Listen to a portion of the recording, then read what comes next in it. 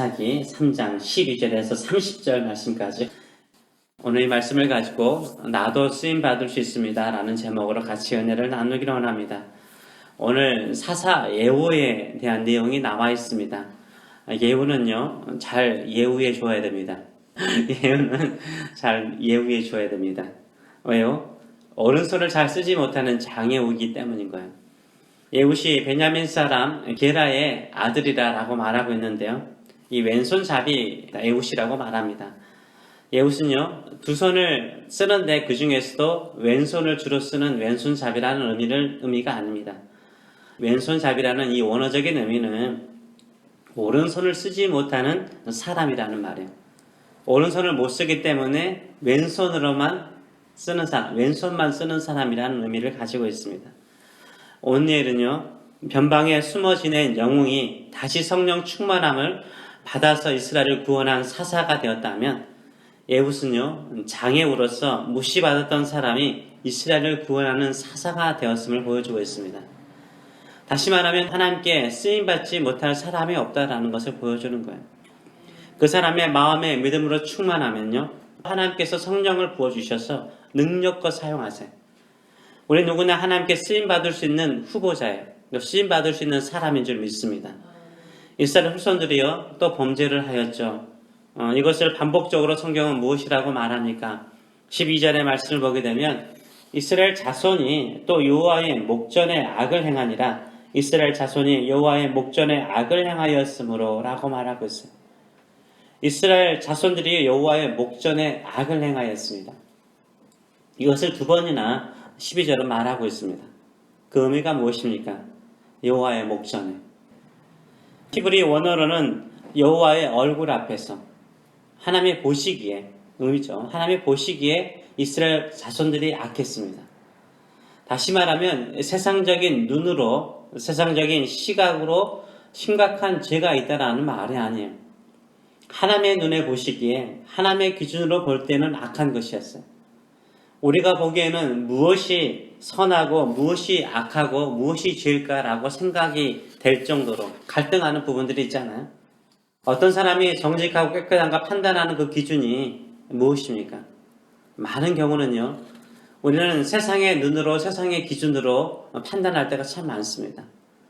솔직히 이 시대에요 성경 말씀에 위반되지만 이 세상의 법이나 세상의 윤리에는 합법화되고 당연하게 여기는 기준들이 많습니다. 근데 우리는 그것들을 당연하게 여기죠. 왜요? 세상의 기준으로 볼 때 모든 사람들이 볼 때 큰 문제가 되지 않는다, 큰 잘못이 되지 않는다라고 말하고 또 생각하기 때문인 거죠. 이 세상의 기준으로 내 자신을 바라볼 때는 내 자신이 깨끗하고 정결할 수 있어요. 하나님의 시각으로, 우리는 하나님 앞에서 사는 사람이잖아요. 하나님의 시각으로 보면, 하나님의 기준으로 보면 악한 모습이 우리 안에도 있을 수 있는 거죠. 요새요 그 한국 뉴스를 며칠 전에 보니까 그런 내용이 나와 있더라고요. 무당이나 사주팔자에 종사하는 사람들이요 적어도 100만 명이 넘는다라는 통계가 나와 있습니다. 어떤 사람은 보기를 등록하지 않는 사람들, 협회까지 있더라고 보니까요. 협회에 등록되지 않고 사적으로 하는 사람들까지 합치면 200만 명이 넘는 사람들이 이런 사주팔자나 무당의 일들을 하고 종사하고 있는 사람들이 있습니다. 한국에서요. 얼마나 많은지 알 수 있겠죠. 목사는 한 4만 5천 명 정도 되거든요. 그만큼 그 점이나 사주팔자를 보는 사람들이 많은 거죠. 그리고 점이나 사주팔자를 통해서 돈벌이가 되기 때문에 그만큼 아닌 사람들이 하고 있습니다. 예수를 믿는 사람들은 점이나 사주팔자를 안 볼까요? 궁합을? 그냥 재미로, 호기심으로, 혹시 몰라서 귀신도 맞히는데 한번 좀 맞춰봤으면 좋겠다. 이런 생각을 가지고 많은 그리스도인들이 유명한 점쟁이 집을 드나드는 이야기를 좀 듣곤 합니다. 사울왕이 왜 하나님께 버림을 받았습니까? 엔돌의 신접한 여인에게 찾아가서 귀신에게 하나님의 뜻을 물어보았기 때문이죠. 왜 솔로몬이 나라가 두 개의 나라로 갈라졌습니까? 이웃나라의 공주들과 결혼해서 그들이 섬기는 우상들을 섬겼기 때문이지 않습니까? 세상의 시각으로 보면 아무런 문제가 되지 않아요. TV라든지 뭐 쇼프로나 보면 보는 이야기, 사주팔자 보는 이야기 그냥 흔하게 나오는 이야기잖아요. 이 세상 기준으로 보면 죄가 되지 않죠. 악한 것도 아니죠. 재미죠. 하나님 보시기에는 뭐 하는 거예요? 악한 거죠. 우리가 세상의 기준에, 세상의 시각에 맞게 살기보다는요, 하나님께서 보시기에 하나님의 기준에 맞게 사는 사람이 되어야 돼요. 그것은 오직 하나님만을 사랑하는 거예요. 하나님만을 예배하는 거예요. 하나님께만 기도하는 거예요. 하나님께만 울부짖는 거예요. 하나님께만 도움을 구하는 거예요. 오직 내가 하나님 안에서만 살고자 결단하는 거예요. 그러면요, 누가 책임지세요? 하나님이 책임지세요. 하나님이 보호하세요. 하나님이 축복하여 주시는 줄 믿습니다. 이번에는 하나님께서 사용하시는 민족이 누구냐면 모압 왕 에글론이었습니다. 모압은 요단강 동편에 사는 민족이었어요. 근데 모압 왕 에글론이 나라가 강성해졌어요. 그래서 암몬 족속 사람들과 아말렉 족속 사람들을 모아가지고 요단강을 건너와서 이스라엘을 침공합니다. 그래서 가장 먼저 전쟁한 도시가 어디냐면 종려나무 성읍이었어요. 종려나무 성읍은 어디죠? 여리고성을 말하는 거예요. 여리고성 전투를 하게 되는데 여리고성 전투에서 누가 이겨요? 모압 족속 연합군이 이기는 거예요. 이스라엘이 항복하죠. 그래서 공물을 바치기로 합의를 합니다. 그래서 18년 동안 모압 왕 에글론을 섬기고 종을 바쳐요. 먹고 살기도 힘든데 이 종을 바쳐야 되니까 얼마나 힘들겠습니까? 그러나 종을 바치는 일이 항상 우선이잖아요. 신민 지배를 받게 되면 우리도 경험해 봤지만 먼저 바치는 게 거부할 수 없는 일이잖아요. 이미 가나안 땅 곳곳에 또한 모압의 장수들을 10,000명이나 심어 놓았어요. 용사들만 심어 놓았어요. 다 용감한 용사들이 가나안 땅 중요한 곳곳에 요새 있는 거예요. 도저히 모압 왕 에글론의 식민 지배를 벗어날 수가 없었습니다. 이때 하나님께서 누구를 사용하십니까? 15절의 말씀을 보게 되면 이스라엘 자손이 여호와께 부르짖음에 여호와께서 그들을 위하여 한 구원자를 세우셨으니 그는 곧 베냐민 사람 게레의 아들 왼손잡이 예후시라. 이스라엘 자손이 그를 통하여 모압 왕 에글론에게 공물을 바쳤다라고 말하고 있어요. 베냐민 사람 게라의 아들 왼손잡이 예후를 구원자로 세우셨는데요. 이 예후는 왼손잡이지만 이미 말한 것처럼 오른손을 쓰지 못하는 왼손잡이였어요. 왜 예후시 모압 왕 에글론에게 공물을 바치는 일을 하였을까요? 모압 왕 에글론의 앞잡이 역할을 하는 매국노의 역할을 하는 거잖아요. 예수님 당시에도 세리들은 텍스를 거두어서 로마에 바쳤기 때문에 이게 공물이잖아요. 얼마나 미움을 많이 받았습니까? 아마 이스라엘 사람들 가운데 누구도 이런 부끄러운 일들, 공물을 바치는 이 매국노와 같은 이 앞잡이와 같은 일을 하고 싶지 않았을 것입니다.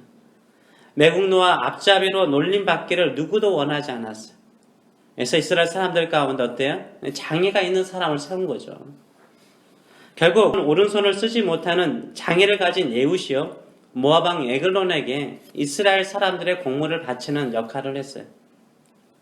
또한 모압 왕 에글론도요, 오른손을 쓰지 못하니까 자기에게 큰 위협이 될 것이라고 생각을 하지 않았던 것 같아요.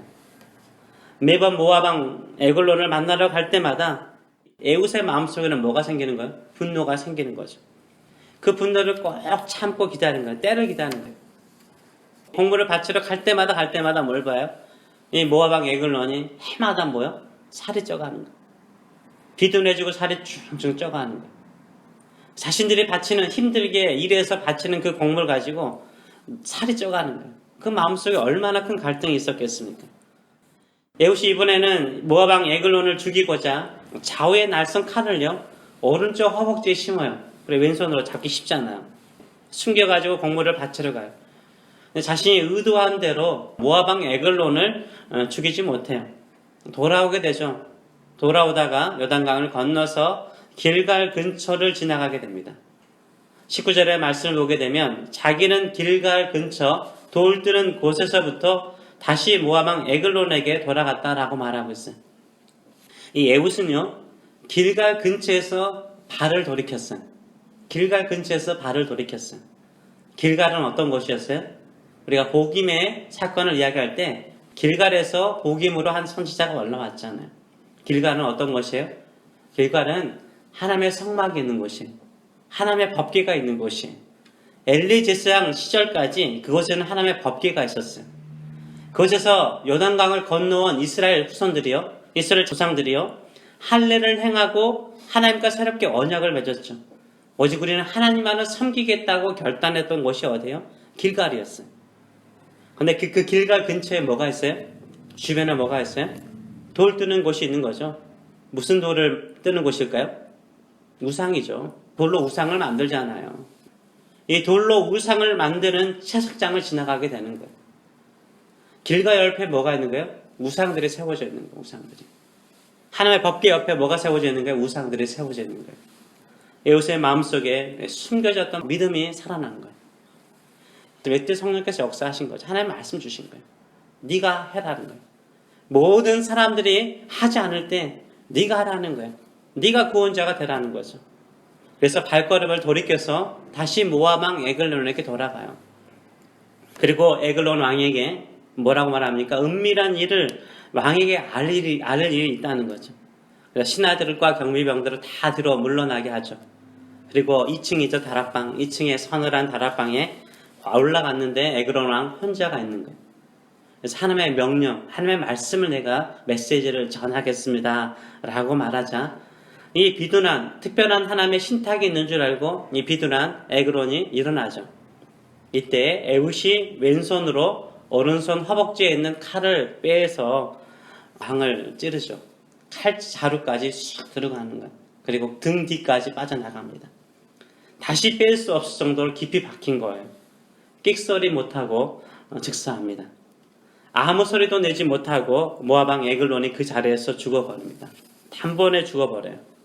그리고 에웃은요, 에브람 산지로 가서 나팔을 불러서 이스라엘 자손들을 모아서 요단강 서편에 있던 이 모압 용사 10,000명을 요단강 나루터에서 죽입니다. 그리고 모압을 제압하여서 80년의 평안이 그 땅에 임하였다라고 말하고 있습니다. 모압왕 에글론은요, 오른손을 쓰지 못하는 장애인 에웃이 자신을 죽일 수 있는 사람이라고 한 번도 생각해 본 적이 없어요. 모압왕 에글론 뿐이겠습니까? 모압의 신하들 그리고 군인들조차도 심지어는 이스라엘 사람들조차도 장애를 가진 에웃이 무엇을 할 수 있을까라고 생각을 했어요. 에웃은요, 오히려 그 장애를 통해서 모압왕 에글론을 속이고 죽여서 이스라엘의 80년의 평화를 가져오는 것을 보여주고 있어요. 우리는 세상의 기준으로, 세상의 눈으로 내 자신과 또 주변 사람을 볼 때는 형편없고 볼품없는 사람, 무엇을 할 수 있을까라고 쓸모없게 생각이 들 수 있습니다. 하나님은요, 장애를 가진 에웃도 사용하였습니다. 누구도 예상하지 않는 사람, 기대하지 않는 사람을 통해서 예상치 않는 승리와 구원을 이루시는 줄 믿습니다. 내 자신뿐만 아니라 다른 사람이 예상하지 않는 예후와 같은 사람이 될 수 있어요. 우리 자녀들이 그렇게 될 수 있어요. 길갈에서 성막과 법궤가 있으면서 하나님께 제사를 드릴 뿐만 아니라 그 근처에 우상을 만들어서 우상을 만드는 그것을 보면서 예후의 마음속에 뭐가 있는 갈등이 있는 거예요. 왜 우리가 하나님도 섬기고 우상도 섬기면서 또 우리는 힘들게 벌어놓은 이 모든 곡물들을 다 바쳐야 되는 거예요. 왜 우리는 빼앗기고 당하면서 곰핍한 가운데 살아야 되는가? 이런 갈등이 없었겠습니까? 그때 의분이죠. 믿음의 의분. 믿음의 의분. 하나님 이렇게 우리가 살 수는 없습니다. 우리를 구원하여 주셔서 이때 하나님께서 성령을 보내주셔서 예후의 마음을 강하게 만들어 주었습니다. 요새 보면요, 교회가 여기저기서 터지지 않아요? 부끄럽기도 하고 창피하기도 하고. 진짜 하나님께서 살아계실까, 교회 안에 정말 역사하시는가라는 생각이 들 정도로 힘든 상황 속에 우리가 있습니다. 이때요, 생각을 해요. 누구도 기대하지 않는 사람이, 누구도 기대하지 않던 교회가요, 다시 교회를 새롭게 일으킬 수 있는 역할과 또 사명을 감당할 수 있는 줄 믿습니다.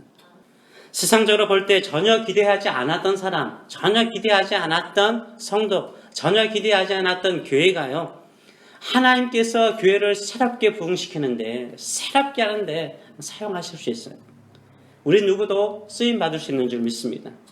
지금 예후과 같이 버품없는 사람일지라도요.